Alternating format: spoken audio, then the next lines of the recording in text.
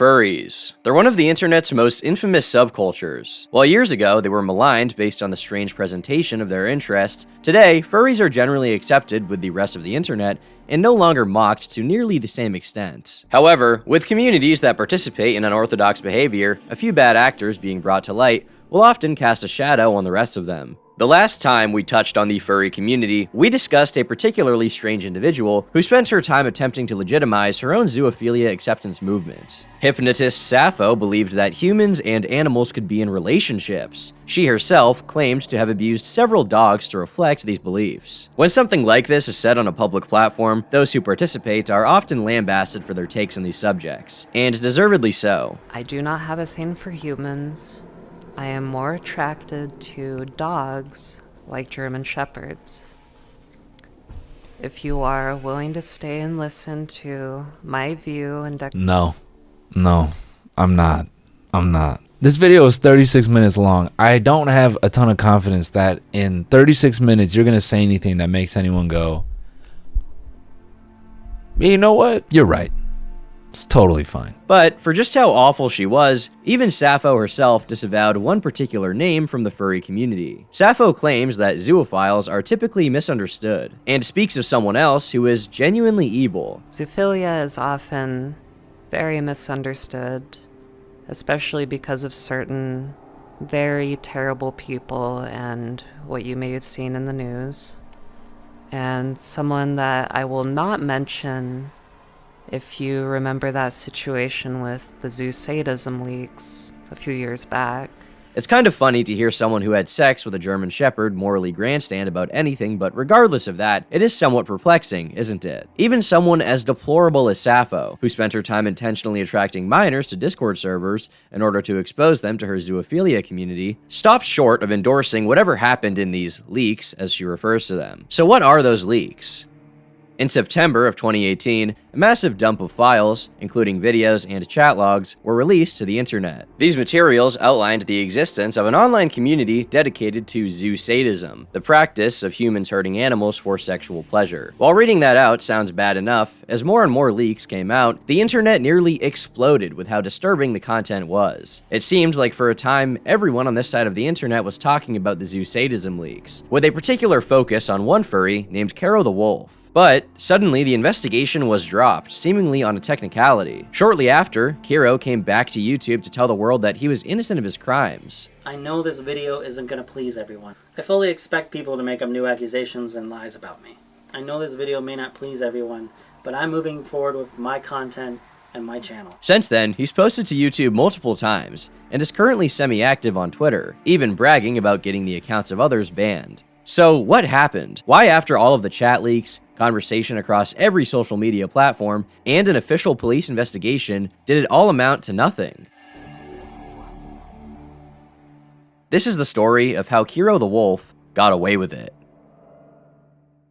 Kero the Wolf, real name Joshua Hoffman, was likely indistinguishable from any other internet user when he first came online. It's believed that sometime in 2012, he began to be involved with the furry fandom after a wallpaper of a bunch of people in fursuits caught his interest. Like any member of any fandom, he then began looking for places to express his newfound interest and discover like-minded people. He subsequently created a Vine, Twitter, and signed up for Fur Affinity, a forum dedicated entirely to the existence and discussion of the furry fandom. But he wasn't content just being a part of the community. He also wanted to share his passion with the world. On July 7th, 2013, he created his YouTube channel, simply titled Kero the Wolf. From there, he began posting videos revolving around the fandom itself, with uploads like Alameda Fur Meet and monthly Pittsburgh Comic Fur Bowl, showing footage of various furry meetups around the country. The oldest video he uploaded is actually dated the same day as the channel's creation, and features a video of a furry walking into a wedding to snap a photo with the bride and groom. We all have that one thing that drives us absolutely insane,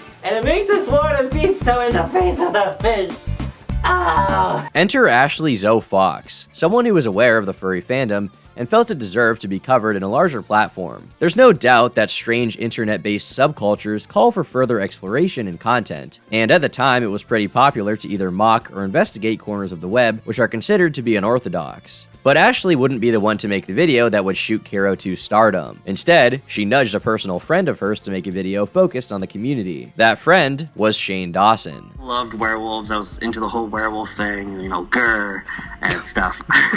But I was looking for a werewolf wallpaper for my computer, and these like fursuits showed up. I'm like, oh my god. And I clicked on it. I set it as my wallpaper for like a week, and then my friend pointed out, I'm like, you like furries? I'm like, well, what's a furry? Holy crap. So I looked it up, and I got dragged right into it. While today he is maligned by many YouTubers and celebrities alike, at the time Shane was relatively respected and had a loyal audience who really enjoyed what he did. There were those that were critical of him, but his channel had just shy of 10 million subscribers, providing an unprecedented amount of attention to anyone who would co-star in his videos. More than any TV show, and more than just about every other YouTube channel that was around at the time. What's more, he was currently at the beginning of his arc as a YouTube documentarian, pulling on threads from areas of the web that typically do not receive much exposure. In May of 2018, he would release a video titled, Weird Side of the Internet, Furries. And today, we're going to be talking about furries. The first 4 minutes of the video are dedicated to just giving an introduction as to who Kero is. Shane reacts to some of his content,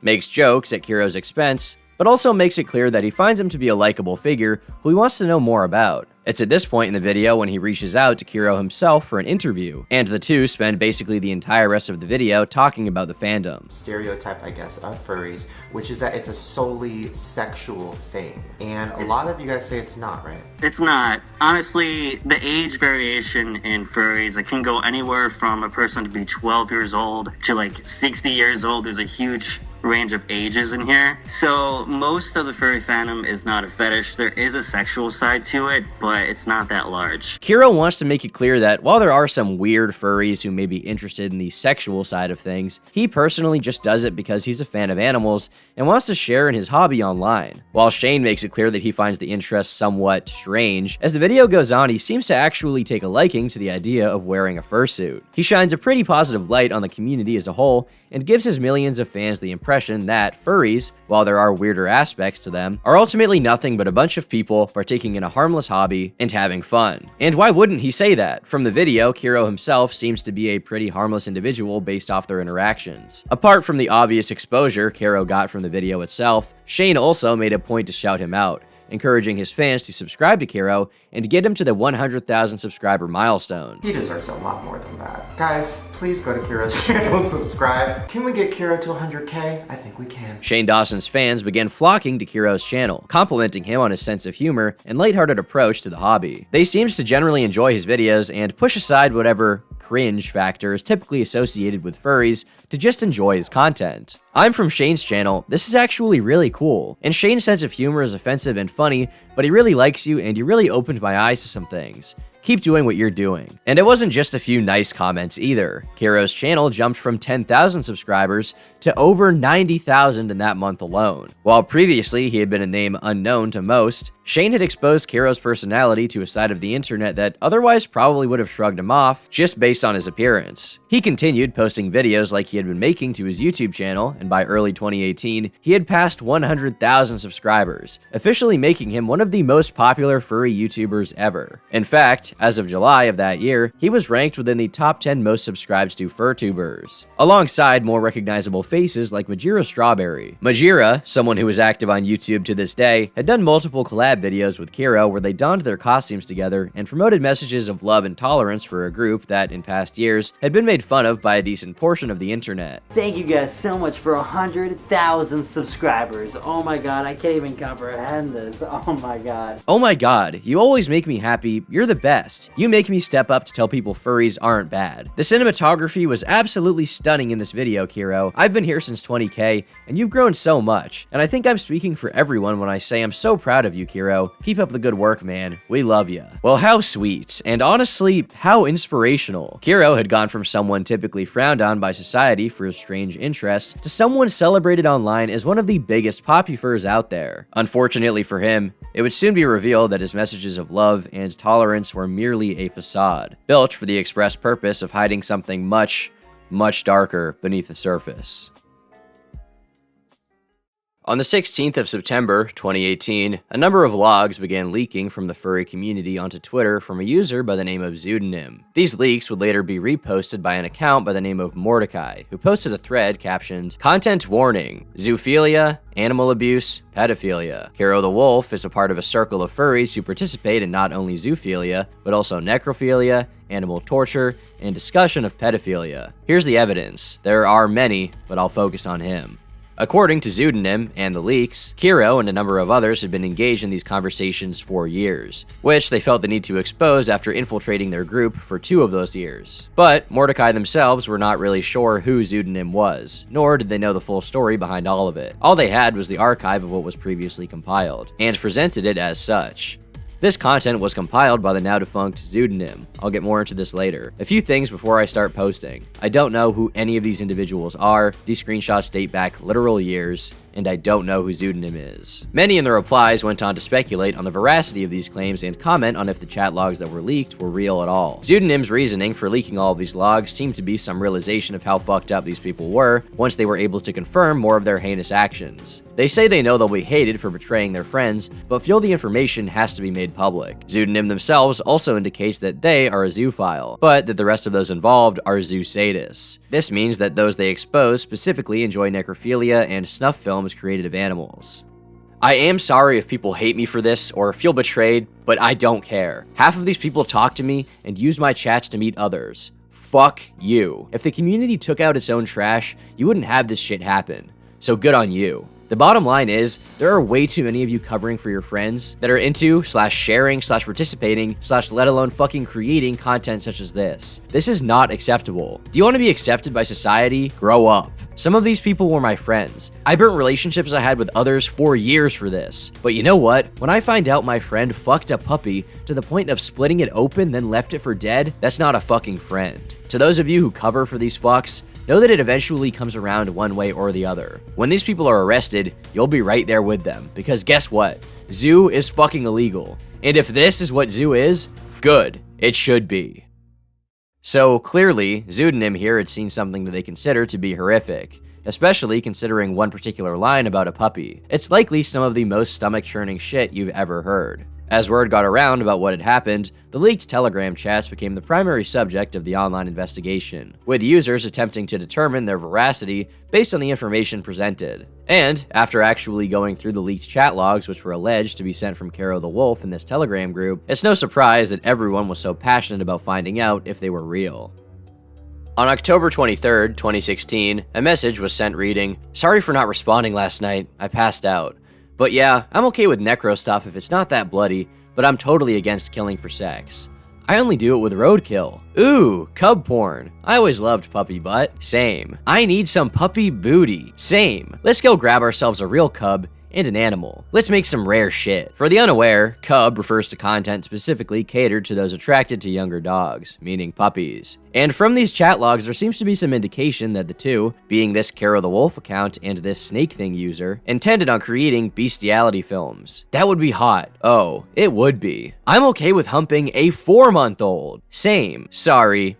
I'm a yiffy. That's okay. Me too. There is message after message of Snake Thing and this Kero account discussing this material in depth, sending animations back and forth of puppies being abused, talking about how they need to have sex with animals, and even discussing actual encounters they had with real-life animals. Kero claims that he used to stick his fingers in his childhood dog, and details a history of animal abuse at his hands. But Kero and Snake Thing were just 2 of the people in these leaks. In fact, the conversations they had were relatively tame in comparison to what the rest of the community was talking about. There was talk of the creation of snuff films, as well as actual videos of animals being tortured and killed that came out with these leaks. Obviously, I cannot show the videos here, nor do I want to because of how disgusting and graphic they are, but I will read out a summary someone else posted at the time of the initial allegations where they described the videos in question. Obvious content warning ahead. These are extremely graphic. They will be disturbing. Even though it's just a description of them, you've been warned. Hey, so just so you all know, if you don't have the stomach to watch the videos of Kero doing shit to these innocent animals, I'm gonna give you an extremely triggering thread of what I saw. There's so much more than just he's a zoophile. Video 1. Kero, in a suit head, forces a medium-sized dog to fillet sex toys, then the real thing. He anally penetrates the dog afterward. The The dog runs out of the video several times and retracts and gags from the abuse. Video 2. A tied and muzzled German Shepherd is raped. Video 3. The corpse of a deer is used as a sex toy while its blood is smeared on Kero's legs. It's worth noting that these particular videos were not actually Kero, it was later confirmed to be another member of the chat. Video 4. A small dog is anally and orally raped. Video 5. A puppy is drugged and strapped to a log. It is anally and vaginally raped with the wide end of a baseball bat until blood is visible on the bat. The dog begins to visibly spasm. Now, this is a lot to take in, to say the least. With allegations of this proportion and of this nature, people both inside and outside of the furry community began talking about it, and it became one of the biggest stories of that year. People on Kero's Fur Affinity account sent messages of concern, saying they hoped the accusations were simply fabricated, as they had looked up to Kero. Well, rest assured, he did have a response, being that all of the accusations were faked, and that he had been hacked. Furries and drama. Before you go around believing these rumors about me, know the facts. My account was hacked. I would never do any of these things. These are faked conversations. All of this is someone trying to get attention. They're called trolls. If you choose to believe it without thinking about it logically, then fine. Become that online troll who has that mob mentality. But please always look at both sides first. It should be obvious that these logs are fake. They don't even talk like me. Some decided to give him the benefit of the doubt based on this response, and posted videos discussing the possibility that the logs were faked and Kero had done nothing wrong. People go to insane lengths to destroy people they don't like. It is totally not out of the question that someone would have done this out of malicious intent, and they would have taken the time to do it. And it's worked! But Kero's response itself is pretty lacking. The idea that simply because this Kero the Wolf on Telegram didn't speak just like the Kero everyone knew from Twitter and YouTube, that it couldn't possibly be him is just laughable. But let's give Kero the benefit of the doubt. Especially with accusations as damning as these are, I mean anyone in their right mind, if they are innocent, would want to do their best to exonerate themselves. Kero showed that according to his Telegram history, someone had accessed his Telegram account from a different IP address. Someone from Iran, supposedly, had hacked into his account. However, this also could have been done using a virtual private network in order to mask their true location. But clearly something was amiss. In further screenshots, users noted that there was an interesting icon at the top right-hand corner of Kero's screen. This icon is a key, and indicates that Kero had his own virtual private network active at the time of taking the screenshot. People called out Kero for this, as it seemed he had fabricated this hack using his own VPN, but Kero simply claimed that he had been using a VPN anyway, and that alone is not evidence that he faked his own security breach. And he'd be right. With accusations of this magnitude, you need to bring a lot to the table in order to prove that someone is guilty. Accusations of this size can not only ruin someone's reputation, but also get them thrown in jail. So let's examine more links between this Kero the Wolf account and the Kero who was defending himself on Twitter. In the days following the leaks, every major platform known to man exploded with content about Kero. The usual suspects like Mr. Mediker covered the story in videos and streams, while others created entire YouTube channels and Twitters dedicated to archiving the situation. When looking at the logs in their totality, it becomes much more difficult to discount that it was the Kero we know from YouTube in these chats. The amount of connections are numerous, and for it not to be Kero, it would have to be a nearly impossible coincidence. First of all, both Keros have similar fetishes. In multiple of the messages, Telegram Kero claims to have an interest in vor, being one of his tamer interests. Amazing, I know. This is also reflected by the public Kero the Wolf Twitter account. Both Keros also claim to live in the same state. Telegram Kero states, just search around Pittsburgh, Pennsylvania. I'm about an hour and a half away from there. Meanwhile, the public Kero Twitter account similarly places him in Pennsylvania, nevertheless near the same city. Even beyond this, Telegram Kero makes multiple specific references to videos that the other Kero was involved in. At some point, he remarks that the Shane Dawson video had helped grow his channel a ton, and talks about how it would be useful in getting more people to be accepting of the fandom. At one point, he discusses how he just filmed a YouTube video where he derped around in a random fursuit. He even has a picture he took with his phone of the video's thumbnail. That video is on Kero's channel to this day, and the date of the upload is the same exact day Telegram conversations about the video took place. There's even instances where Kero discussed videos that he hadn't released yet in the Telegram messages, and later on the video came out. All of this is pretty convincing on its own, but things get much darker when you take into account one of the most specific things revealed in the chat logs. Kero was the owner of a dog, a German and Australian Shepherd mix who he had since childhood. It was his family dog. In early 2017, this dog passed away due to an illness, which corresponds with his public tweets about the situation. I want to do a video tribute for my dog, but I don't know if that's something you guys would be interested in. So here's a poll. This was the hardest thing I ever had to do. Finally got to go to his grave. Goodbye, Coda. I never thought I would be saying that. It's an experience many people have, saying goodbye to a childhood pet. Something that, while sad, could be considered average. However, Telegram Kero's messages on the subject were anything but average. They show Kero expressing some level of remorse for the things he had done to his dog. Are you okay? Not really. I just got the news that my dog is dying of kidney failure. Yeah, I still miss him. I'm making a tribute video tomorrow and Friday. Yeah, my father is going to send me a picture of Coda in his casket when he gets home. Ah, there's a cow farm up the road, so I'm tempted to sneak over there and see if I can find a good spot to finger some cow butt. Thank you. I left the group because it reminded me of the stuff I did to him. Now that he's dying, I can't believe I did that to him. I can't be a part of that group any longer. I love him so much, and when he needs me, I can't be there. I'm almost 2 states away. Wraps arms around you. Try not to feel beat up about what you did. He still loves you in the end, and I'm sure he had a blast of a time with you. With some care, he could survive until you see him again, I think. Though it'd be some cost, I think. For closure, for you, I think it'd be worth it. The connections between Telegram Kero and the Popufur really go on and on. From music tastes being the same, to even posting the same exact song in the chat as the Kero Twitter account had posted the same day. If Kero was somehow telling the truth at this point, and there was someone trying to frame him, they would have had to closely follow literally every single aspect of his life, and know him personally. They would have to know private details about him that no one knew other than him. Additionally, the possibility that these chat logs were edited is actually an impossibility. After 3 days, you're unable to edit Telegram chat logs. Meanwhile, these conversations were years old. The idea of this being the work of some level 8 Lizard Squad mage was just extremely unlikely, and Kero had no solid refute for any of the specific connections. He simply made vague statements on social media about being framed while maintaining his innocence. It was also at this point that Shane Dawson quietly privated the video he had done with Kero, having heard of the controversy and not wanting to associate with someone who was an alleged animal abuser. Meanwhile, anyone who had given Kero the benefit of the doubt walked back their prior claims, admitting that the evidence Kero was the one in the logs was simply undeniable. Kero the Wolf is guilty. At this point, there's no question about that. There's been so much evidence that's come out that all signs point to him being guilty.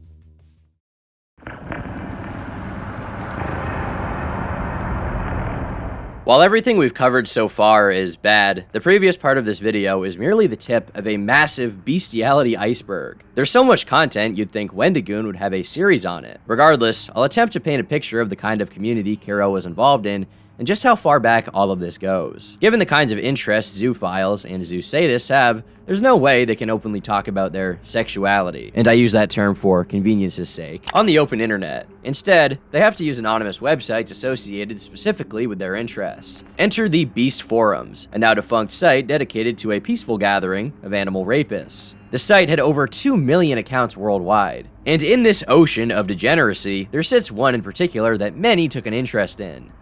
The Dogman 2. According to his profile, he's a male born on the 19th of May, 1994, from good old Pennsylvania. The reason this profile caught the attention of so many is because of the existence of a few pictures. Recall Kero's dog, Coda, the same dog that Telegram Kero discussed abusing in the leaked chat logs, who later passed away. The dog itself is a German Shepherd and Aussie mix, giving him a very distinct appearance. On January 22nd, 2012, the Dogman 2 posted that he had just gotten a puppy, which bears a striking resemblance to Kero's dog. The post itself reads, "Hello, I got a puppy and he's now 6 months old. The pictures below are when I first got him. But I was wondering, when can I have anal sex with him? He has a sexy butt, emoji, but I don't want to harm him. So how old does he have to be ready for anal?" One of these pictures was also posted to Kero's official Furfinity page, which was also linked to his YouTube channel and Twitter account. The real kicker is that these photos from the Furfinity page were also posted long after the Beast Forums posts. On September 3rd, 2014, the Dogman 2 posted that he would be moving. "Anyone in or near Oakdale, Pennsylvania? I'm moving there soon and I was wondering if I could meet some new buddies when I move there. Throw me a message or comment below if you're interested in meeting. Would love to have some more zoo friends." So, where was Kero the Wolf at this time? I'm going to college in 4 days. I'm so excited. Ah yes, embarking on an important step in the life of every young adult. going to college. So where was Kero going to college? Well, he was moving to Pittsburgh, Pennsylvania. Oakdale is a suburb of Pittsburgh, PA. And to add to that, on the Pennsylvania Furries website, the website for furries from fucking Pennsylvania, where does Kero list his location? Oakdale, Pennsylvania.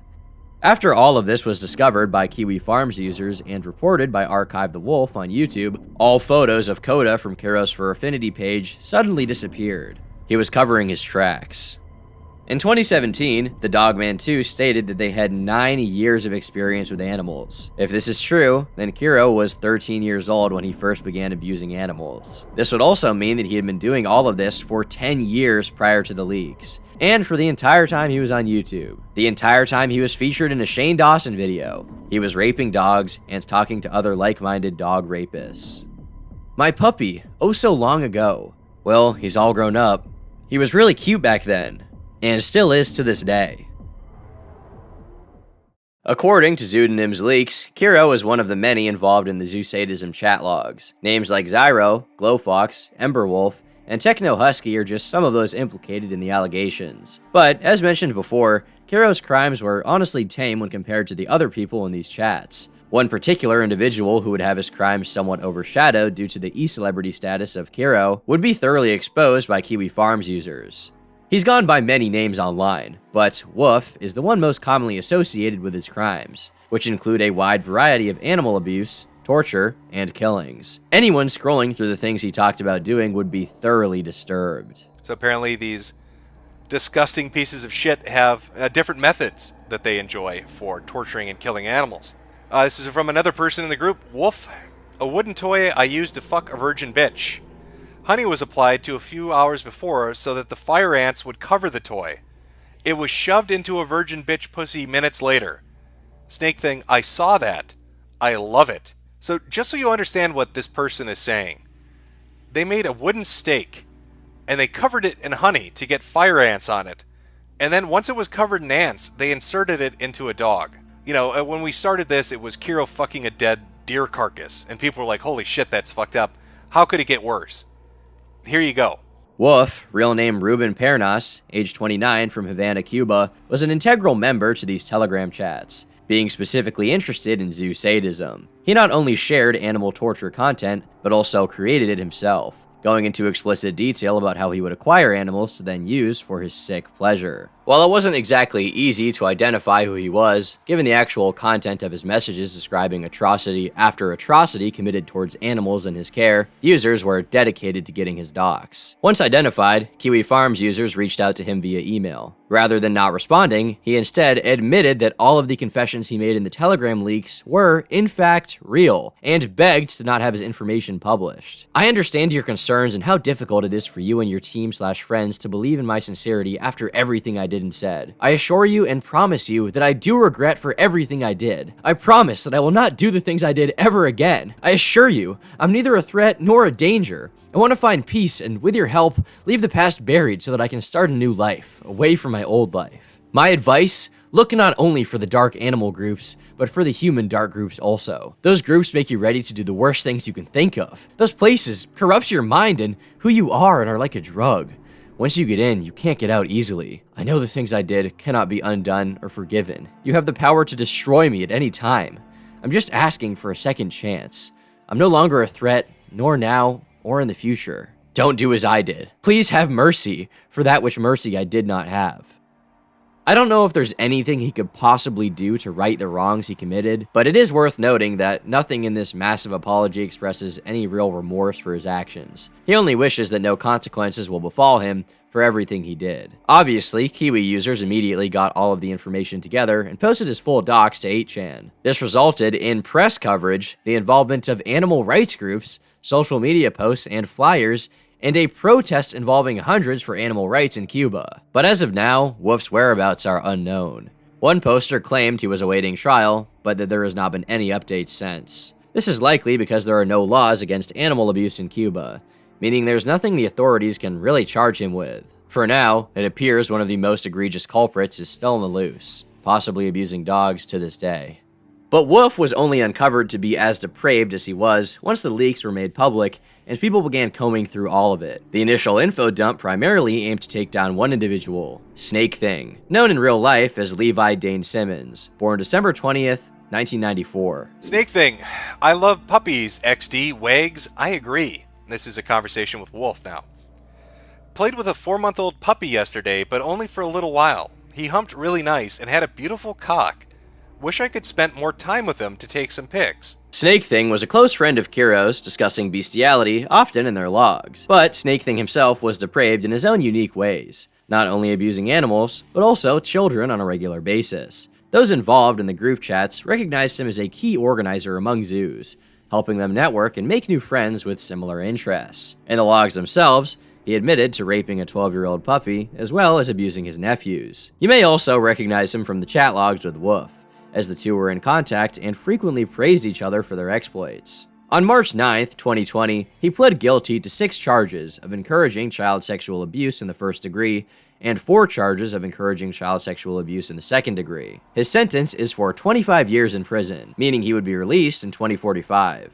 Another member of the chat, Kero the Wolf, TWC, was similarly charged as of 2019 and was awaiting trial, but there has not been any updates since then that I can find. The aforementioned puppy rape by Snake Thing occurred in a motel room in the seaside town of Coos Bay, Oregon. But Snake Thing himself, being legally blind and basically unable to leave his home most of the time, was not able to pull this off on his own. Instead, he had an accomplice, Tim Wynn. While everyone I've discussed thus far has been pretty young, Timothy George Amoroso is not. At 60 years old, he's had quite a history of animal abuse. For half of his life, there's been documentation of these acts, going all the way back to the early days of the internet. Naturally, once things became more user-friendly and younger zoophiles and zoosadists made their way to chat groups and the like, Tim became involved in reaching out to these people to share his own disgusting interests.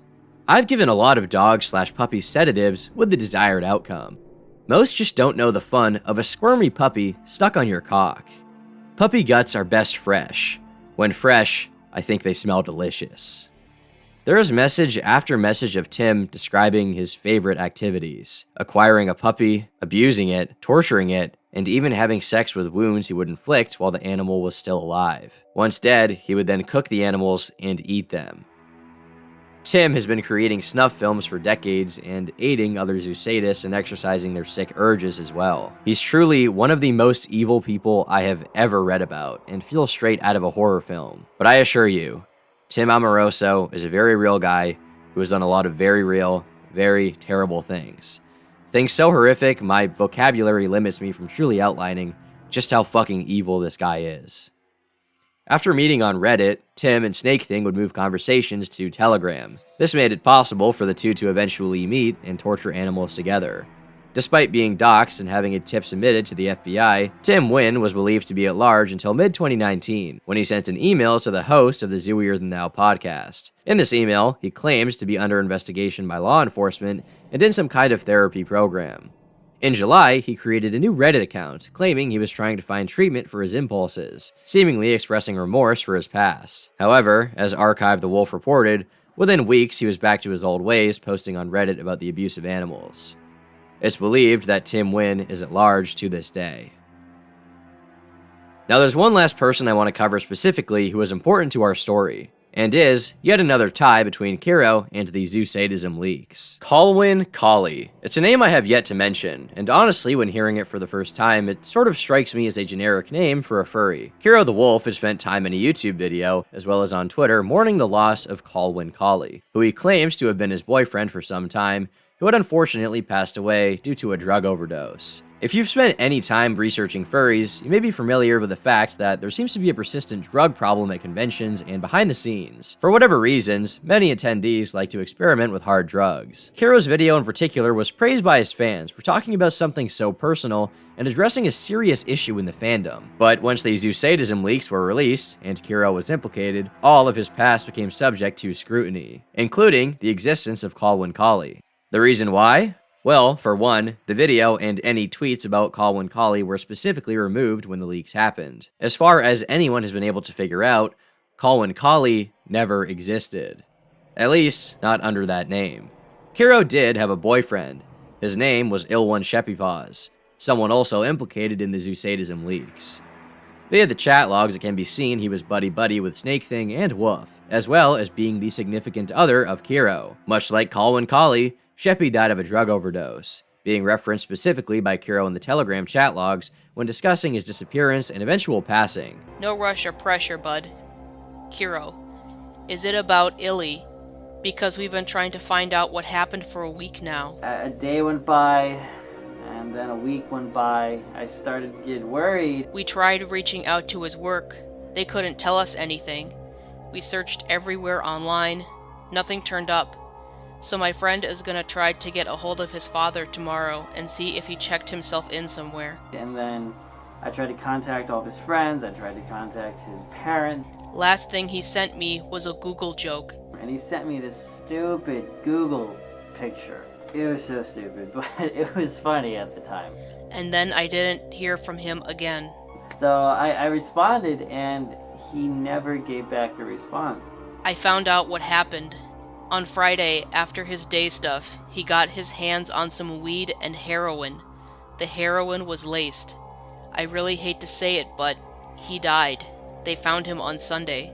And then finally, one of his friends messaged me and told me he was gone.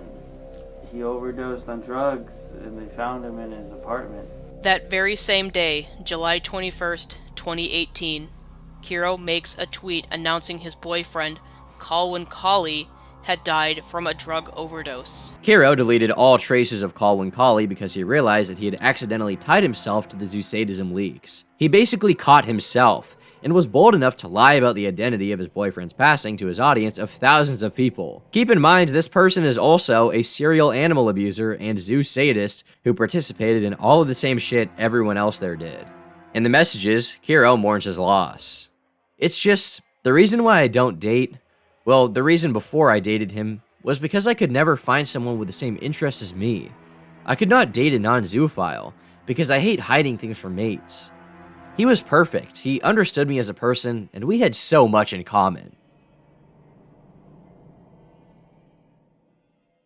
With so much heat on the situation, it would only be a matter of time before the police were involved in some capacity with Kero himself. In November of 2018, video evidence as well as the logs were sent to the police. Many were hopeful that this investigation would lead to some level of punishment, maybe a stint in jail at least. I look forward to his pending arrest and imprisonment.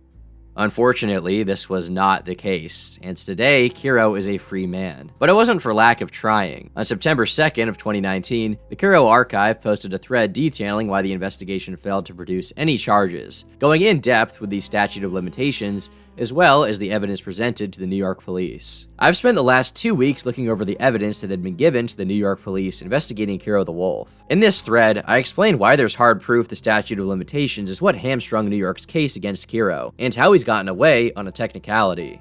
In November of 2018, the New York police were sent a video found on 8chan of a mostly unseen camera person molesting a large black and brown dog with long hair, and a document explaining the implications Kero was behind the video, and Coda was the dog being abused. A public version of the document was posted on November 7th, 2018, to mega.nz. It was taken down, most likely for using uncensored stills from the video. In the video, the camera person could be seen wearing the same black shoes and gray striped sweater Kero wore to the Pennsylvania Furries, January 17th, 2015 Cosmic Fur Bowl event. And here, comparisons between the screenshots of the video in question are shown, where it is clearly seen that the video's creator is wearing shoes identical to those Kero had worn to a furry convention. The same applies to his sweatshirt, where the same colored cuff and style of sweatshirt can be seen on Kero and the creator of this video. As some additional pieces, it's pointed out that the dog in the video has the same fur patterns as Kero's German Shepherd, and that he has the same red collar. They did some extensive comparisons of the fur patterns, and they really do look exactly the same. As for when the video was taken, it actually isn't recent, at least if it's to be believed that Kero is in fact the creator. For a moment in the video, the chin of the cameraman could be seen,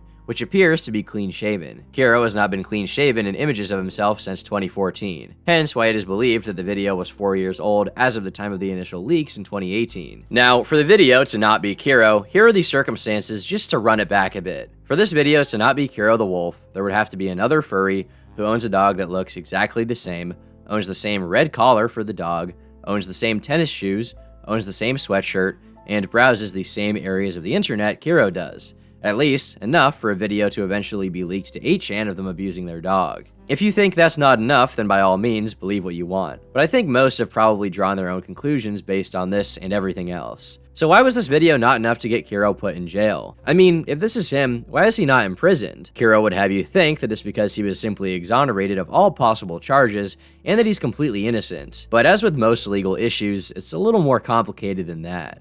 Bestiality is a misdemeanor in New York, and their statute of limitations on misdemeanors is 2 years. If this video was from an episode of animal sex abuse that happened in 2014 or earlier, the police in 2018 couldn't do anything about it. I looked for the 8chan thread and was able to find the link to the 8chan upload of the video. Doesn't work anymore due to 8chan shutting down. Note the URL ends with a video file name: movie_number27_2014 1129_002340.mp4. I knew Kero had uploaded photos and videos of himself abusing Coda to Beast Forum and began searching the archived threads and posts there to see if anything matched. On November 30th, 2014, Kero uploaded his first bestiality video to Beast Forum. The video had a very familiar file name, and if we compare these two, they are in fact a match as far as the file name. The jumble of numbers in the file name is the date the video was taken, November 29th, 2014 at 12:23:40 a.m. A day and 2 years too late for the New York police to charge Kero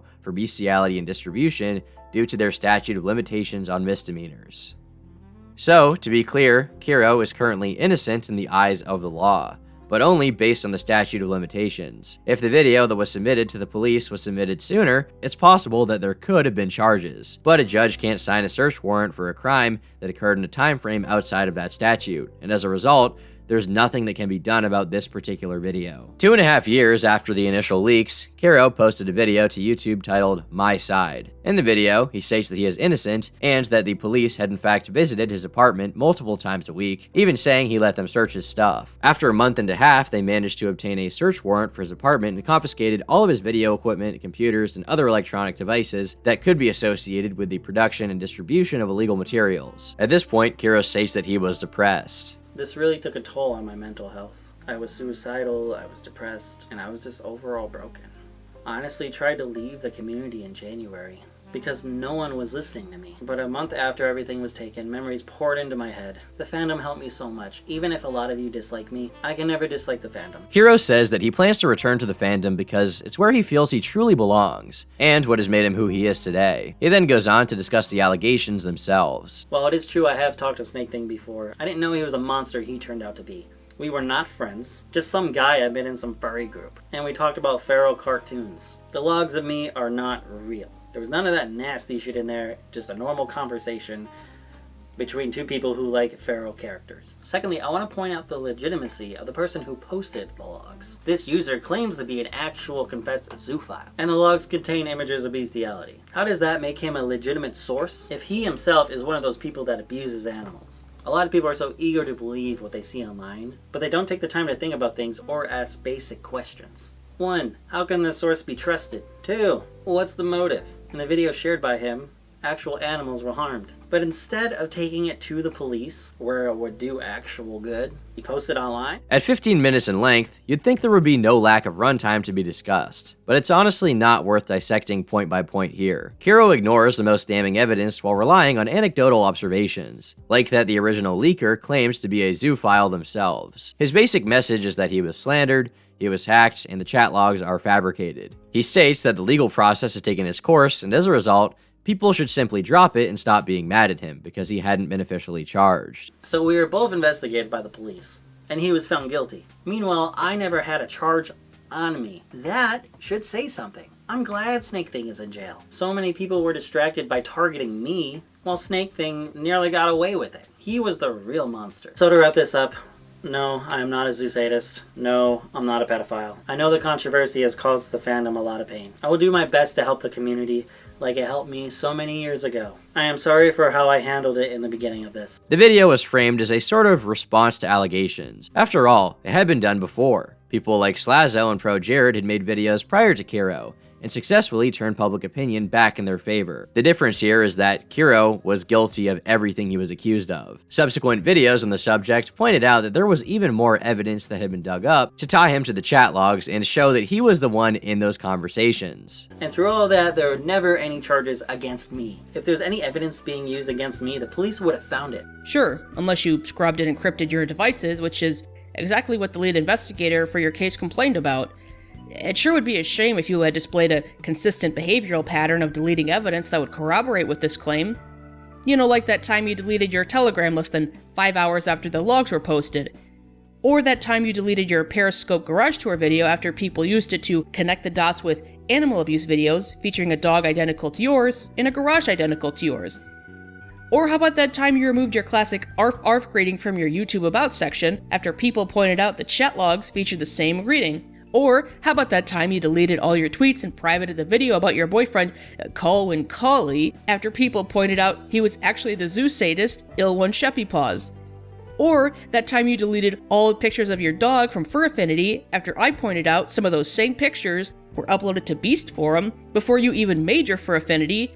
Or the time you removed all mention of cheesecake from your Fur Affinity after I pointed out that a Zoophile's Kick username was identical to your saying about cheesecake? Boy, I wonder why the police would have a hard time finding evidence on someone like you. When Archive the Wolf posted a response video to Kero's My Side, it was received well, and praised for how succinctly it pointed out the flaws with Kero's response. Kero opted to have this video removed from YouTube altogether via a false copyright strike, although the full version is available through re-uploads to this day. It's important to keep in mind that most furries do not support the actions of Kero. As weird as I and many in my audience may find the fandom overall, ultimately actions have to speak louder than fursuits. Furries themselves were instrumental in bringing all of the information discovered about him to light, as well as various other Twitter users and forum accounts dedicated to compiling all of this information. And all of that should be praised. But there is undoubtedly a problem in the community. As Archive the Wolf points out, this is not an isolated incident by any means within the furry fandom. Multiple of those outed as members of bestiality chat rooms, and even those within the Zoosadism leaks themselves, continue to be members of the community to this day, an issue that some seem uninterested in weeding out. If there was a happy message to end this video on, I would. In fact, I tried very hard to find it. Unfortunately, the story of Kero the Wolf is about as blackpilling as they get. It's the story of a man so despicable that you would be extremely hard-pressed to find anyone who doesn't associate his online alias with the terrible things he and his community were engaged in. And while Kero was the main focus of this video, it's important to keep in mind that he was not the only one involved here. Kero was a member of multiple group chats and was trying to build a small, isolated community for these interests. There is a non-zero chance that groups like this exist to this day and are likely sharing materials on the same, if not worse, level of disgust. There have been more leaks since then, and there will be more leaks in the future. If you'd like to know more about all of this, Cecil McFly has done 2 videos which go exhaustively in depth with all of this, and Archive the Wolf has done a bunch of videos going more in depth on specific criminals involved here as well. I'll link both of them in the description down below. According to his Twitter, Joshua Hoffman has left Pennsylvania after getting a new job, and was in the process of moving in early April. The constant hate towards his account has died down, likely as a result of mass blocks, and to this day, while they are few in number, he has a number of people in his replies who send messages of adoration and support whenever he tweets. I've been Turkey Tom, thanks for watching, and until next time, leave me alone. I've heard it 1,000 times before, and it's just not that funny anymore.